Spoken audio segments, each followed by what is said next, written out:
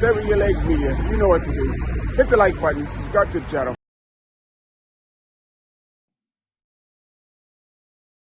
What's up, man? It's Luby Say with your legs media. We're gonna talk about his Joe, Juan Ayuso and Tade Pogacar and his new success.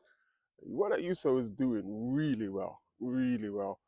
He's coming into his own, but Juan Ayuso is a little bit his I think it's a little bit questionable, and the way he conducts himself, particularly in last year's Le Tour de France.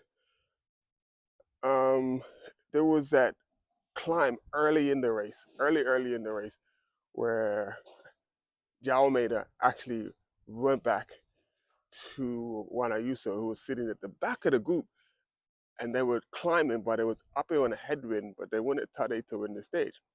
So to give Tade the best advantage, they needed Tade to be chilling out, catching drafting, so he doesn't have to be in the wind. But Mr. Juan Ayuso decides, I'm going to chill and, be more concerned with my position in the race and not helping out the team and not helping out the team leader. And it was funny because Yao made it actually drop back, and you can see he, visibly had words with Juan Ayuso, like, "Yo, come on, what's up? We why you're here, why you're being paid to take care of the business." But Mr. Juan Ayuso is like, "Nah, I'm good." So then fast forward to this year, Mr. Juan Ayuso in Terreno Adriatico does really well. He has the support of the UAE team, and he goes on to win Terreno Adriatico. Now it's a big race. Um, who was there? Who weren't any really big names of significance that would like matter to say, like, if it was Le Tour de France type level riders. No, there weren't. So Mr. Juan Ayuso wins Torino at Ridico. So this sort of solidifies his feeling of not to really work for the team, and not to play ball with everybody else. So I'm just like just being the devil's advocate, and saying and thinking that I personally think Mr. Juan Ayuso is someone they should not select for Le Tour de France, because he's going to be counterproductive, and they also can replace him with the new sensation Iscca del Toro. And I think Iscca del Toro is a really good choice to put in the place of Juan Ayuso, because I can already see Juan Ayuso is going to be uh, investing more into his own interests rather than the team's interest. It's just plain as day. And if we go back and look at the tour from last year, it's just plain as day, and I'm pretty sure the team sees it. It's almost a thing. I wouldn't say like Pitcock, but I'm having some of the uh, like difficulties in communication as Pitcock. Definitely not the same situation as Pitcock, but definitely having the communication issues. So even when you look at him holding his trophy on the podium, it's not even one of celebration. It's one of like what you expect.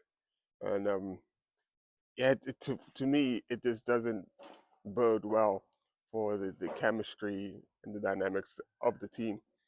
And personally, I'm just being honest and straight up, I think Juan Ayuso should probably start looking for another team to race for. It'll probably be in his best interest.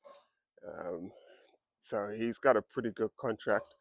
And now, but the other thing, being able to get someone to buy that contract out so that he can go race for another team and attempt to win, like the big stage races like the Giro or the Tour de France. See, now the problem with that, say he got on a team for next year and he's going to try to win the Tour or the Giro d'Italia.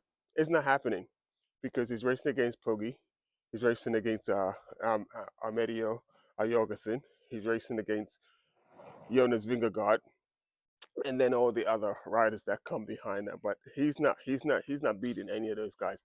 And then you got a bunch of like young kids coming especially inside of the Visma Lisa bike dynamic, that are definitely going to be, nipping at his heels. And the thing to do is, like, if you look at like teams of the past, like Chris Froome, Miguel Indurain, Greg LeMond, they all did like a stewardship. They all did. Uh, they paid their dues. So what am I talking about? Chris Froome rode in support of Bradley Wiggins before Chris Froome went on to ride a win for Tour de France before he had his accident. And then you had who did I say? Miguel Indurain, who rode in support of Pedro Delgado before he was able to uh, go on and win 5 Tour de France's. The same with Greg LeMond in support of Bernard Hinault. So that's just the way it goes. It's just the way it goes. And I believe if Juan Ayuso is patient, and he shows that he's shown that he could win a stage race. He's just won Torino Atletico. So then the team principals are going to look at him even more. So if he rides in support of Tade, let Tade get his 5 Tour de France's, and then after that, Tade's probably going to try to win everything. Tade's probably going to try to do Roubaix and all of that stuff. And then when Tade's got his 5 Tour de France's, and then they could build a team around Juan Ayuso. But yeah, Juan Ayuso is, yeah, it's just not a good look. It's just not yeah, I think personally, I think he has to go, and I think in the near future he will help them make that decision. And mark my word, I'm a nobody in the sport, but mark my word, One Ayuso will do himself in, and a lot of these young riders, they are they are full of themselves. I mean, they literally are full of themselves. I mean, it's one thing to be confident and to know what you want and to go after what you want, but at the same time, you have a little bit of compassion, have a little bit of wanting to learn, and but I'm not feeling that. Not feeling that, especially what he done in the tour last year, especially when he, wasn't coming and helping out with the rest of the team and playing his part and playing his role. Yeah, that says a lot. That basically says everything. Talented young rider, but he's got a lot to learn about team dynamics. And if he wants someone to support him, you first learn how to support others, and then once you learn how to support others, then you learn how to direct your resources and energy so you get the support that you need. But I just do not see it. But I'm gonna wish him the best, and we'll see how it goes from there. But I just don't think Juan Ayuso is going to stay on UAE much longer. I I think they're going to get rid of him, or he'll get rid of himself. Let's put it that they're going to get rid of him, or he'll get rid of himself. Anyway, this is Ines Luby. Say it with your legs media. It's a massively beautiful day in the UK. I'm actually feeling the sun, feeling warm. People in t-shirts and stuff out, but I always make sure I have plenty of clothes on. And as we know about Jonas Vingegaard, he's not doing a Tour Catalana. Big shock. Well, not really big shock, big surprise, because he mashed his hand up in Paris-Nice. He had the crash in Paris-Nice. But before he had the crash in Paris-Nice, he was looking a little bit suspect. He was looking a little bit suspect in that stage where he got beat by Almeida on that stage. And Jonas Vingegaard in top form is not getting beat by Yao Almeida. No way, no how, not at all, not even close.